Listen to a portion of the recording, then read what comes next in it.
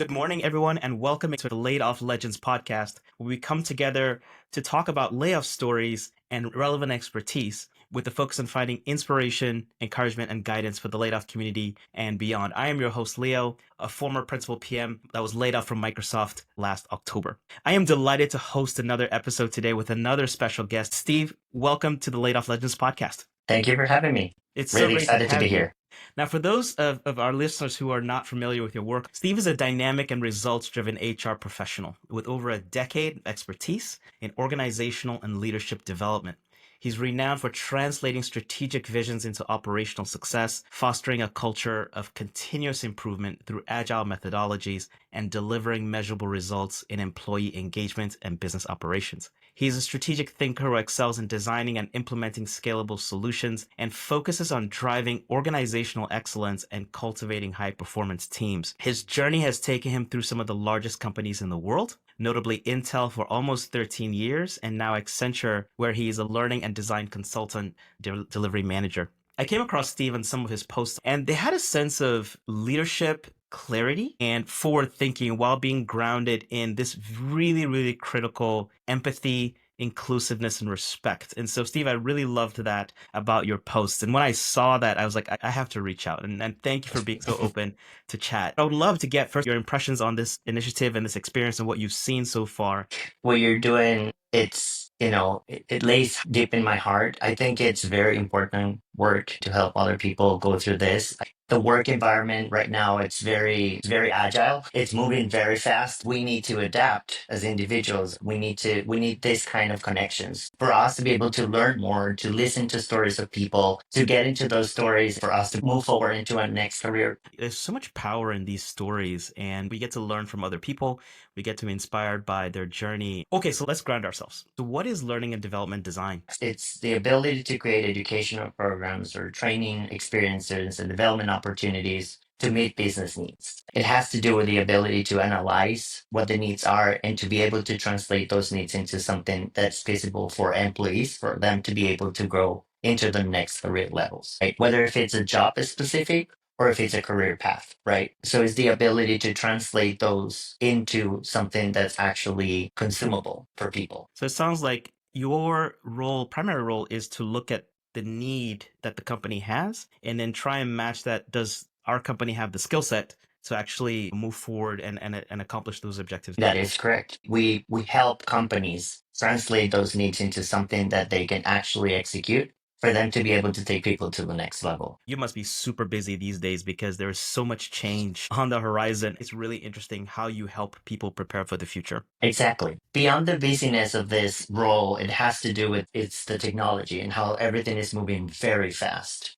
And how do we help people learn and adapt to that speed and the reality of the world? Because that's how everything is moving right now. Can you help us understand that link between the organizational and the personal? Do the same principles apply? Yeah, they do. It's an interesting game between the what and the how. It's trying to understand what is needed and how we're going to get there. We need to understand what is it that we want to do or what is it that we need to learn for us to be able to get to that how. How am I going to be able to learn what I need? This is why it's so linked to the organizational piece because it doesn't have to do with it with the job specific. It has to do with everything you do in life. What is it that I want to learn to get to where I want to be? And then you define the how. And that's exactly how it's done in the organizational level. We go into this need analysis to understand what is it that's needed. And then we will define and design how we're going to get there. I like what you said there around what do we need to learn to get to where we want to go. That sense of vision, it sounds like that is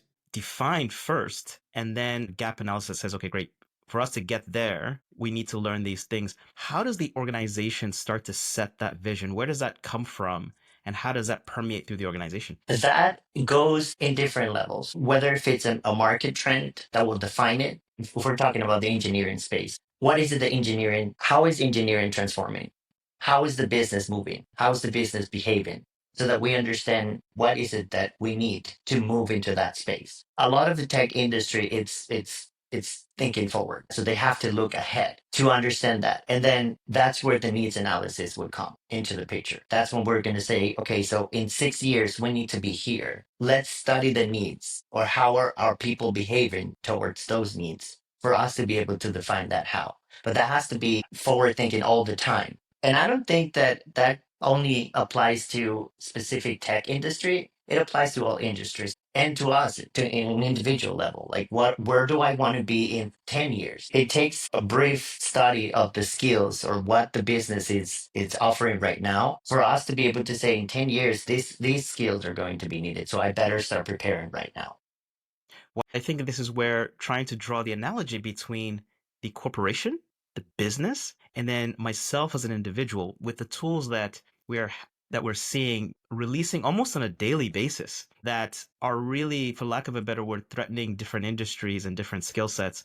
How do we squeeze out some of these organizational practices and apply them in our individual journey so that we can be prepared for what's to come? I think it has to do with our ability to stay up to date with what we're seeing in the business and what's needed towards that. One of the things that I always tell people is have you investigate more of where your role or how your role is going to transform in the next 10 years for you to be able to study that. And it applies to every single role. With the introduction of generative AI and all of the technology that we have today, it's how is my role going to transform in 10 years? And then start preparing for that. How am I going to create a path for that?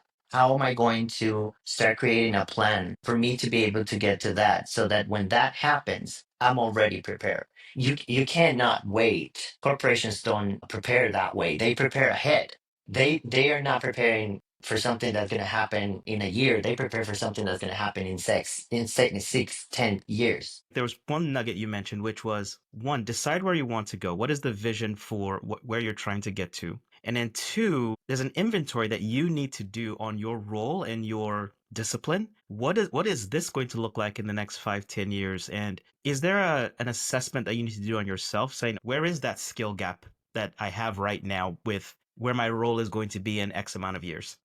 There's online tools that you could do on testing your skills, but it's also about studying and investigating what is it that the business is going to need from me.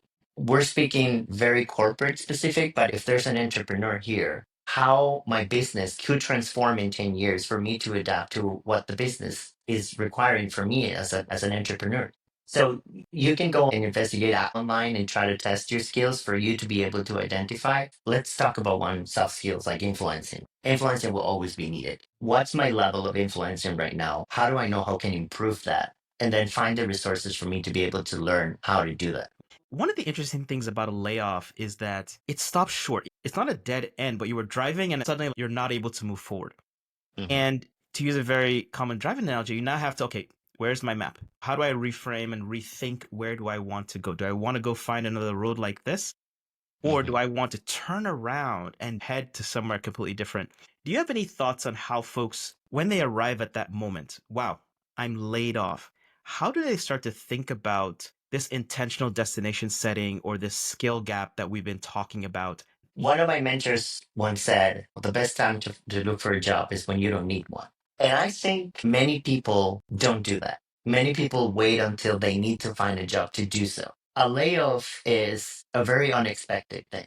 My recommendation is prior to creating any map, prior to going into any study of that, is to pause for a second, to breathe, and define what is it that I want to do next.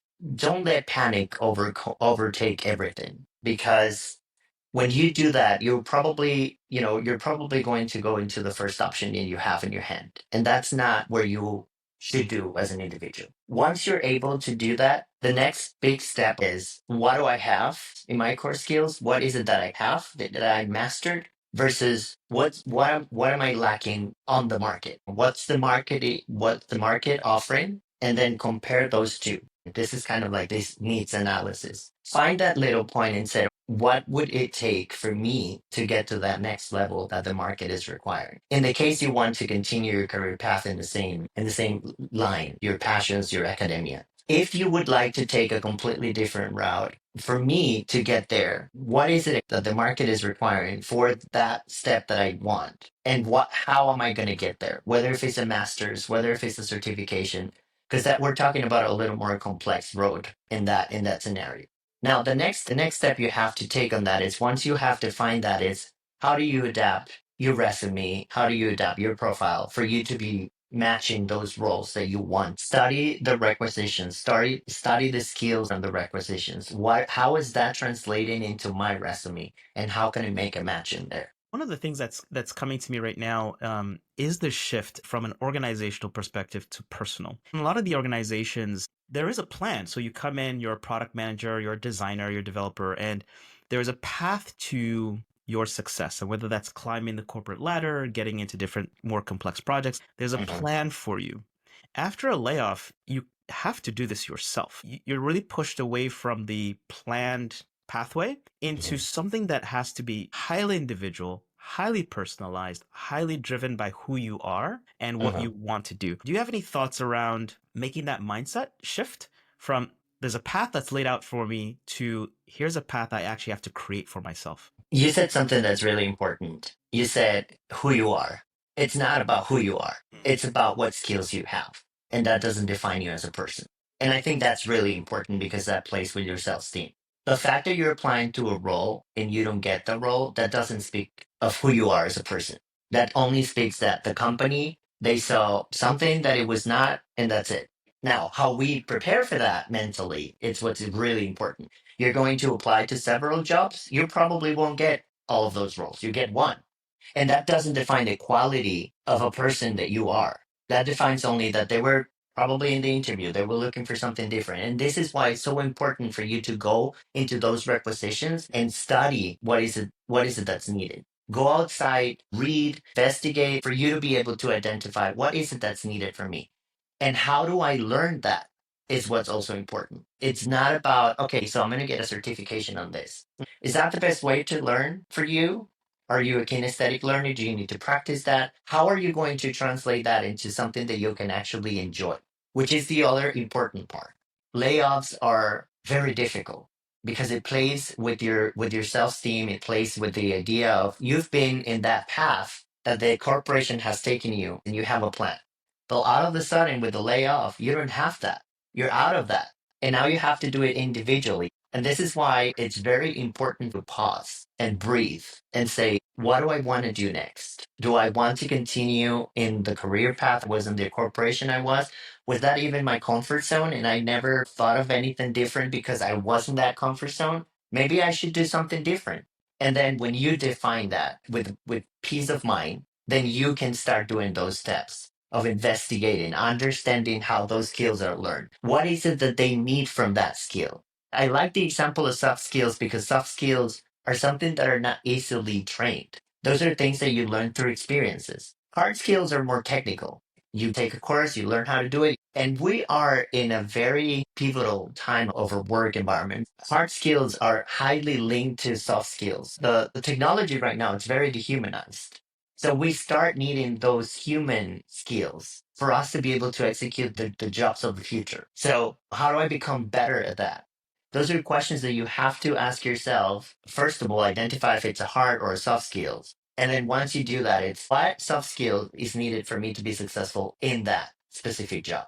So that's where I think it's the key. Are there any pitfalls or landmines that you've seen as people have tried to develop this framework that they should avoid? Don't think of it as a straight line. It's a mountain and it has ups and downs. And don't be afraid of changing when you're learning through this because that's going to happen. We're humans. We're going to change. So that's the number one. And the same happens in the work environment. There's things that you're going to love about your job. There's things that you're going to hate about your job. But that doesn't generalize the idea of your job and your passions. The other thing is, I think in the theory of development, there's three circles: the academia, which is what we study, the passion, and the actual job that we have. Try to align those circles as much as you can. It's not going to happen all the time. Sometimes you're going to have the work, and the academia is going to go a little far, or the passion is going to be a little far. Always think about trying to connect those three circles as much as possible. What drives my passion? What is it that I enjoy doing? And try to go for that. That doesn't necessarily sometimes align to my academia, and that's okay. And that's where you pause for a second when you go through a layoff and think about what is it that I love doing?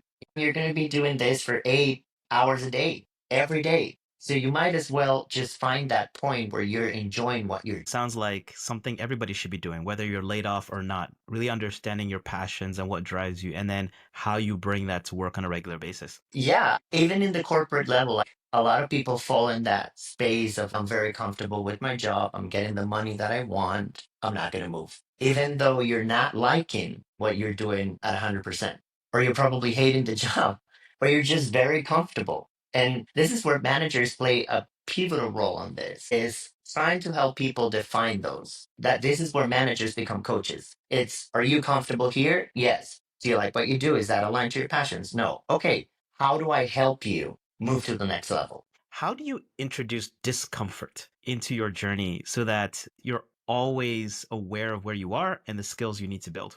I call it the spark. It's that thing that you say, I wake up every morning and even though there's parallels of things I hate, I like what I do. I feel driven by this. I feel like I'm doing the right thing. I think people get very comfortable. My personal story goes into my line. I loved my job in my previous company, but I was very comfortable to the point that I was letting the corporation dictate what I wanted. The corporation would say, oh, now you're going to be here, Steven. And I would have been like, I'm doing the job that I want, but this is not what I want in my career. But I'll do it because I'm comfortable.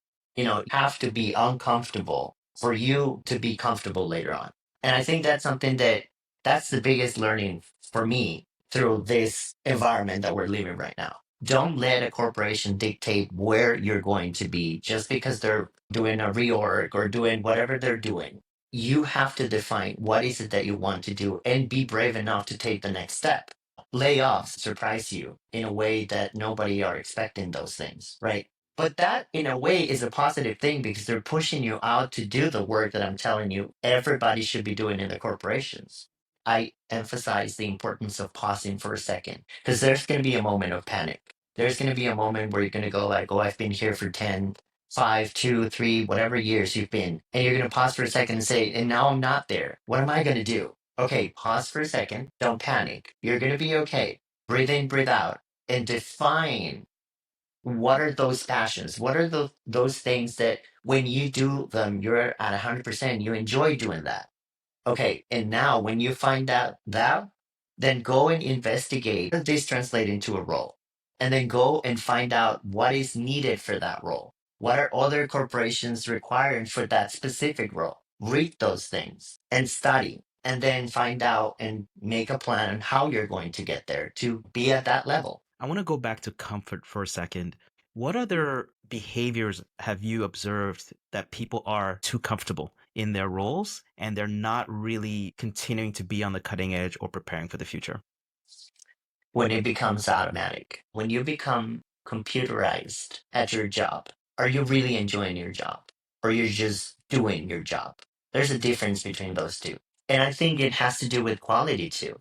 When you start doing a job, there's a lot of detail orientation. I don't want to make a mistake. I want to be on top of everything. I want to learn. Don't ever lose that. When you get comfortable on a job, you do it because I know how to do it. And then it's just that every day, every day. Are you learning something new? Are you getting something out of this? And if you're not learning, and this is why learning and development is so important, you should never stop learning. And you should not be afraid of relearn the things that you've learned in the past because they will never be the same. They will keep transforming. So I think that when you become comfortable, you become very computerized. It's like I do the job, boom, I'm done. And that's every day, every day, every day. Stop for a second. I also think about how people lose. I don't want to call it interest, but it's just like I don't care. Nah, I've been here. I know how to do it. I know I'm not surprised anymore. Those things are red flags. Pay attention to those things and say, well, do I want to do this job? Yes. Okay. How do I learn something new within the job that I'm doing so I can grow my skills? If not, then how do I change my job and look for a different job that challenges me? And that's another word that's really strong, the challenge, the challenging part of it. If it's not challenging me anymore, I probably need to move. I need to find that discomfort of moving into the next step. Stay hungry, stay foolish. And I think what you just described was you start a role, you're super hungry, you lean in, you're just passionate, and you're just producing impact. And at some point, it kind of dies down. You Mhm. stop learning, you stop growing, you stop stretching. What are some of the ways that people can remain hungry? It has to do with the transformation. How do I transform this into the next level? Let me give you an example. Generative AI, it's now drenching everything. And people are panicking about what if my role is going to disappear? So think about how do I create value over generative AI? I think a lot of people are paying a lot of attention to the intelligence part, but they're forgetting about the artificial part. The human factor of that will always be needed, but we need to transform as a workforce, right? How do I become more efficient at using generative AI? And there's learning that has to happen over there, right? How do I take this to the next level? That should be a question that we ask ourselves every day. I want to talk about this not from the corporate aspect of it, from every aspect of our lives. How do I take this activity to the next level? Think about training. What is the philosophy of training? Is to grow our strength. Every time we're trying to improve and improve and improve and improve and improve. Same thing with your skills. How do you improve your skills? How do you become more influential? How do you tell your stories in a better way?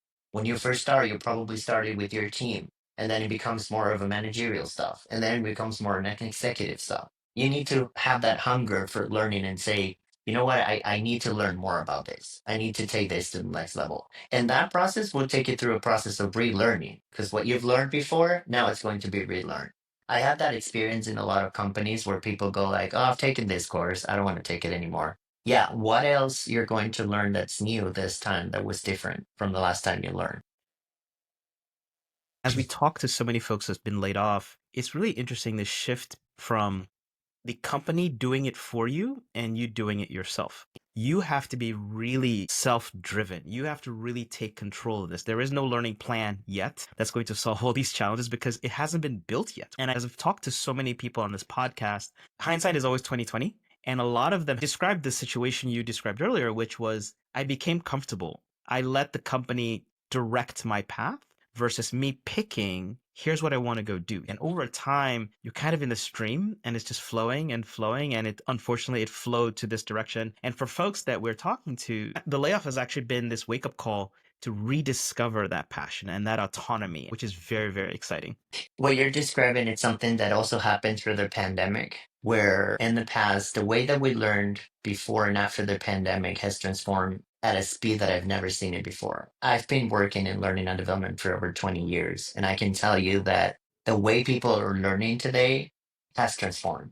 And it's very important that people take ownership for what they're learning. Go back into when you were to school. You picked your career. Why are you allowing a company telling you what to learn? I mean, they will always tell you what to learn, right? Because that's what they need. But the learning, it's out there. A lot of companies are heavily armed with great learning and development. Do people use it? I don't think so. I know of companies that have these learning days where people should go and learn and they pause for a day and then you go and grab the learning that you want. Do people go to those learnings? It was a constant fight in my company before when I was just helping people go and navigate those, and then people would not access those because they were like too comfortable. Again, that's the word.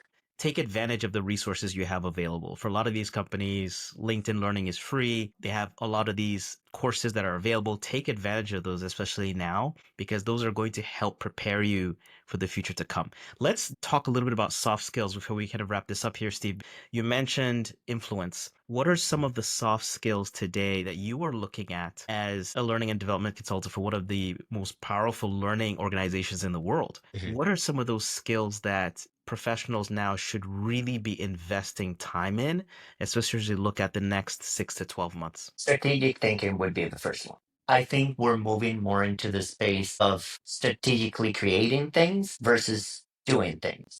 We spend many years in the doing space. Like, let's do this, let's do this, let's do this. Now, think strategically of what needs to be done and what needs to be translated. So, strategic thinking is number one. Number two, it has to do with your ability of adapt. Be agile. We need to transform every day because this is how the environment is working. If you think about the world right now, now we're doing this, tomorrow we're doing a different thing. Agile. but not from the concept of project management, but also apply it to yourself as an individual. How do I adapt? How do I transform? And I don't want people to think about this as, yeah, Stephen, working with ambiguity. We know what that is. We've been in that space. No, no, no, no, no. It doesn't have to do with that. It has to with your ability to transform and not being afraid to pivot when you need to pivot. Layoffs are a great example of that. People in the past, they were in companies for 20, 30 years. They never pivot. They were just comfortable. We need to start learning how to pivot for our health and for our mental health. So that's the other one. Influencing. How do we create a personal brand that can be sold, that people feel excited about that personal brand? It has to do with how do we communicate? How do we tell the story? So influencing, that's why I think it's so important. But those three things I think are crucial right now. It's how do we strategically think? How do we become more agile and adaptable? And how do we influence more so that we can, keep moving, keep moving, keep moving. I love that you didn't mention AI in any of those three. AI can help us with these things, but to your point around artificial intelligence, what are the parts that are artificial and what are the parts that we can absorb that this becomes our secret sauce as we kind of move into the future?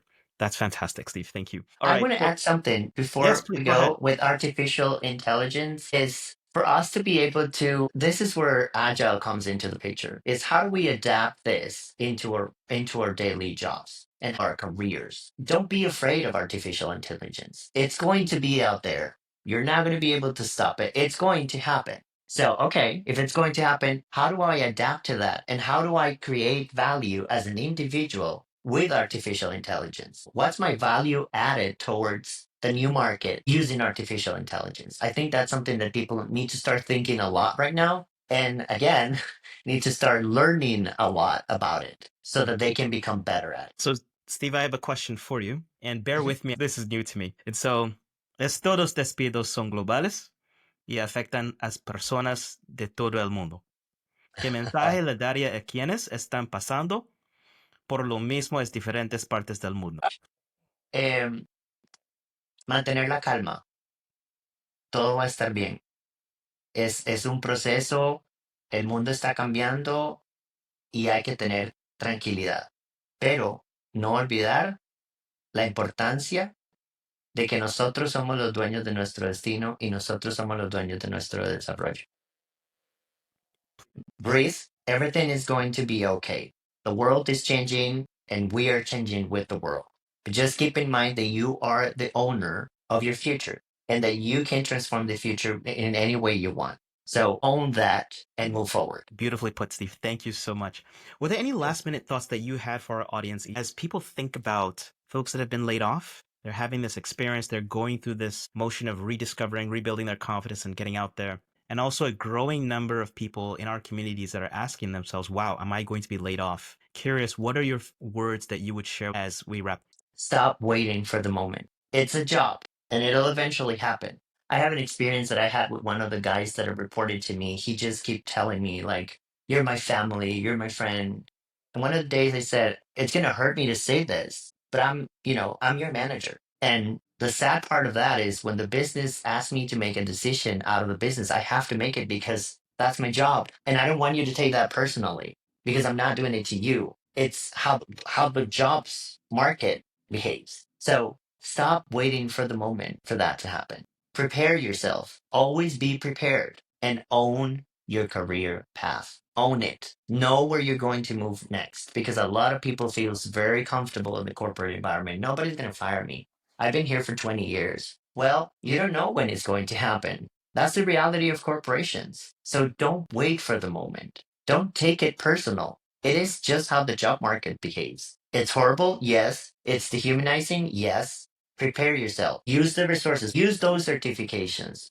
Learn about the things that you want to learn. Prepare for the future. To own your pathway and your career path. And then the other thing is, don't wait for the moment. Always be prepared. Thank you so much for those words. Having it from somebody who is invested in helping people go from present to future through skills is refreshing. Folks, hope you enjoyed this content. Steve was so gracious in giving us his time. We'll put all the information in the show notes. As always, thank you so much for the time. We're doing this so that folks can find inspiration, encouragement, and be able to connect the dots between this layoff experience and where they want to go. Until next time, thank you all and have a great day.